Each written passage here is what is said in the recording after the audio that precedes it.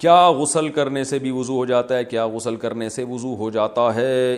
میں نے اس بارے میں کئی باتیں سنی ہیں. کوئی کہتا ہے ہو جاتا ہے، کوئی کہتا ہے وضو کی نیت کرنا ضروری ہوتا ہے ورنہ نہیں ہوتا، کوئی کہتا ہے وضو الگ سے کرنا چاہیے، نہانے سے وضو نہیں ہوتا. اختر علی سعودی عرب سے. دیکھیں، وضو میں 4 اعضاء کا دھونا فرض ہے: چہرے کا اور ہاتھوں کا کوہنیوں تک، سر کا مسا اور پاؤں ٹخنوں تک. تو غسل کے دوران اگر یہ اعضاء دھل گئے پورے طور پر تو وضو آپ کا آٹومیٹیکلی ہو گیا. تو یہ ہے اصل. باقی سنت عمل یہ ہے، صحیح طریقہ یہ ہے کہ جب غسل کیا جائے تو آپ صلی اللہ علیہ وسلم نے جو غسل کا طریقہ سکھایا، پہلے وضو کریں پھر مکمل غسل کریں. یہ اچھا طریقہ ہے. لیکن اس پر عمل نہیں بھی کیا، ایسے ہی پانی بہا دیا تو بھی وضو آپ کا آٹومیٹیکلی خود بخود ہو جائے گا، دوبارہ وضو کی ضرورت نہیں ہے. جاگنے کے بعد ہاتھ دھونے کا شرعی حکم. صبح جاگنے کے بعد ہاتھ کو دھونے کا جو حکم ہے، اس کی شرعی حیثیت کیا ہے؟ نیز آج کل نل سے پانی لیا جاتا ہے، تو کیا ہاتھ دھونے کے بعد نل پر پانی بہانا بھی ضروری ہوگا؟ مسز فیصل آباد سے.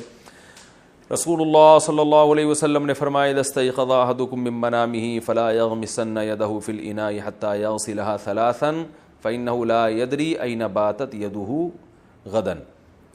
کہ آپ صلی اللہ علیہ اين باتت يده بلمس، کہ جب تم میں سے کوئی شخص جاگتا ہے تو اپنا ہاتھ برتن میں ہرگز نہ ڈالے جب تک 3 دفعہ دھو نہ لے، کیونکہ اس کو پتہ نہیں ہے کہ اس نے ہاتھ نے رات کہاں گزاری ہے. رات کو گندگی بھی لگ سکتی ہے ہاتھ کے اوپر. تو وہ ہے بالٹی میں ہاتھ ڈالنا، کیونکہ بالٹی میں ڈالیں گے تو پانی ناپاک ہو جائے گا. برتن سے مراد یہ پانی کا برتن. تو آج کل جو نلکے ہیں تو اس سے ہاتھ دھو لیں تو وہ تو بہت اچھا ہو جائے گا. باقی یہ کہ نلکے کو بھی ہاتھ سے دھونا ضروری ہے، دھو لیں تو کیا جا رہا ہے، تھوڑا سا چلو لے کے نلکے کے اوپر ڈال دیا. تو اس میں البتہ وہم ہی نہ بنے، کیونکہ پھر وہ جہاں جیسے کرونا وائرس پھیل رہا ہے نا، تو ایسے لوگ سمجھتے ہیں ناپاکی بھی پھیلتی ہے.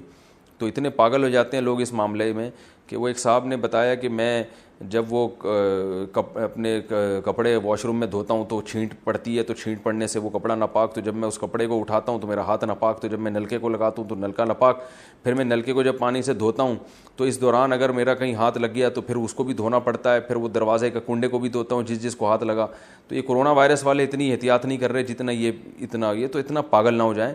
ناپاکی کے مسائل میں بس اعتدال سے چلنا چاہیے، بہت زیادہ غیر محتاط بھی نہ ہو جائیں اور بہت زیادہ احتیاط بھی نہ کریں، درمیان میں چلیں. آسک مفتی طارق مسعود.